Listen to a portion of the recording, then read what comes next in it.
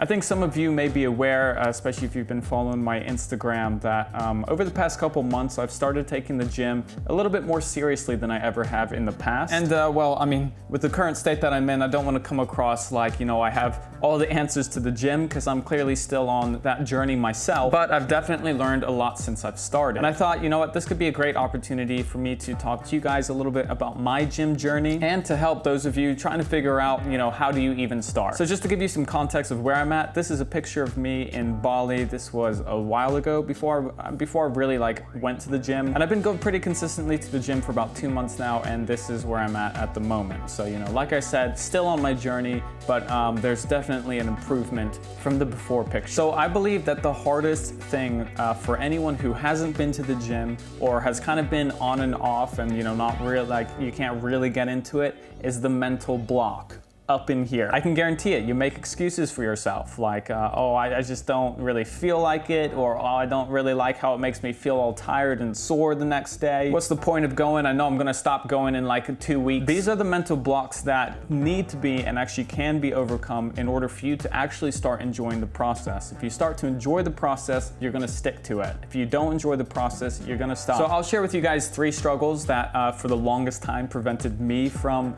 taking the gym seriously or kind of wanting to go on a consistent basis. Number 1 was seeing the results that other guys had and being like, that's not attainable for me. I'm never gonna look like them. I might not even try. Number 2, which is a big one for all of us starting out, is not knowing what to do or where to start once you actually get to the gym. And number 3, something that again holds a lot of people back, including myself, is that self-conscious feeling, like you're being watched when you're in the gym, like you're being judged, like people look at you like you feel like you don't belong there. So first of all, you learn that after going to the gym, even just for the first few times, that people actually could care less about you being there. You know, I was in that self-conscious state of mind, like, man, I don't have a chiseled chest like this guy does, or I don't have the beefy biceps like this guy does, but of course I don't have that. I haven't been going to the gym. To help you get comfortable with the gym environment, take your phone and some headphones or earphones or whatever and listen to music. Music is such a great way to drown out the distractions around you and just help you focus on yourself. Not only can music get you moving and get you feeling pumped up, but it also takes away, you know, all of the distractions, all the loud noises of the machines, or, you know, big guys grunting, stuff that can seem kind of intimidating when you're first starting out at the gym. Music is key. Put them in, get pumped up, drown everything else out. Next up, don't dive in head first and try to start going every single day of the week. You know, you're gonna exhaust yourself trying to get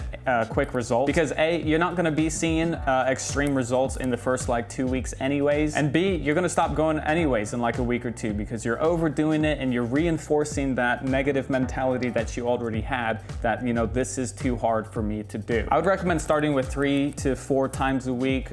4 times is better, but you can start with 3 and kind of, you know, get used to it, ease yourself into it. And don't try to do intense workouts right away. Kind of, you know, learn the equipment, learn how to do different exercises, and learn what your body is capable of lifting. Take it from there. And just for your own peace of mind, it typically takes about 3 months of, you know, consistent gymming to start seeing some physical results on yourself. So 3 months, that's the right amount of time. I'm gonna touch on equipment and exercises that you could do, but first, let's establish some goals. No matter what your physical gym goals are, they will almost always fall into 2 categories. You're either trying to beef up and get a little bit bigger, you know, get a bit bulkier, or you're trying to lose weight, you're trying to slim down. And both of these categories comes down to one thing: being conscious of how much food you're eating. Tracking your intake is literally just as important as actually going to the gym, because essentially results stem from calories. So the more calories you eat, the bigger you will get. The less calories you eat, the slimmer you will get. So if you're wanting to see physical results in as short amount of time as possible, whether you are bulking or cutting, make sure that you are tracking your calories and how much food you're putting inside your body. Now personally, I'm in the bulking camp, so I just have to constantly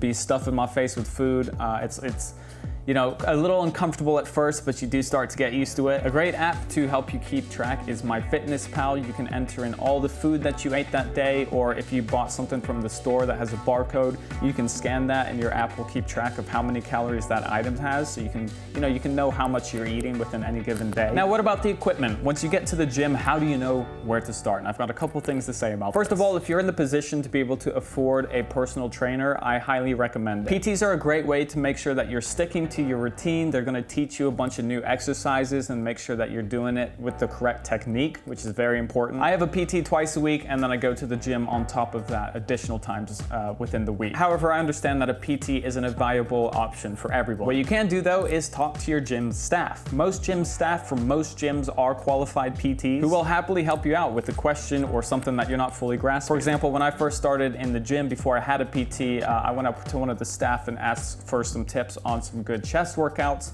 He ended up giving me a free consultation, and I got some good information on some good chest workouts. You know, if there's something that you want to know, or how to use a machine, or how to do some techniques to whatever specific exercise, don't be afraid to ask. That's a large reason as to why the staff is there in the first place. Now, PTs and staff aside, make sure you incorporate compound exercises into your workout. It's so easy for new gym goers, you know, I did it myself, to just stick to the machines. You know, the machines are great. They tell you exactly in picture form how you're supposed to do that exercise, what muscle it's gonna hit. It's super easy, you gravitate to it every time. But the thing is, most machines just tackle one type of muscle. And on top of that, since you're using a machine and not like free weights, you're not having to rely on your own body for stabilization, you're relying on the machine. And with free weights and compound workouts, you're actually activating your core in different parts of your body to be able to, you know, build that area stronger while still working on a different muscle. A compound exercise is basically any exercise that uses more than one muscle. For example, deadlifts,